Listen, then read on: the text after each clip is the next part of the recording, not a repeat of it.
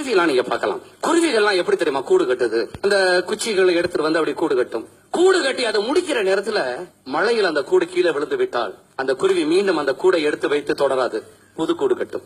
புதிதாக அந்த கூடை கட்டி மீண்டும் அதை முடிக்கிற நேரத்துல காற்றுல அது கீழே விழுந்து விட்டால் மீன் ஒரு புது கூடு கட்டும். எதுவரை கட்டும்? கூடு கட்டி முட்டைகளை இட்டு அடகாத்து தன் இனத்தை வாழ வைக்கிற வரை அது செய்து கொண்டே இருக்கும். ஏண்டா அதுக்கு தெரிஞ்சது ரெண்டு விஷயம் தான். ஒன்று விடாமுயற்சி, இரண்டாவது வாய்ப்புகள் இன்னும் உண்டு என்ற நம்பிக்கை.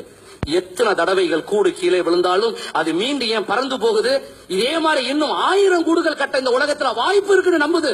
யாரோ ஒருத்தருக்கு உங்களை பிடிக்காட்டா இனிமே எல்லாருமே உங்களை வெறுத்துருவாங்களா? ஏதோ ஒண்ணுல தோல்வி அடைஞ்சிட்டா இனிமே நம்ம நல்லாவே இருக்க மாட்டோமா? யார் சொன்னது? எண்ணங்களை நன்றாக வைத்துக் கொள்ளுங்கள், இல்லைன்னா நம்முடைய சொந்த எண்ணமே நம்மளை ஒரு நாள் கொன்றுவிடும்.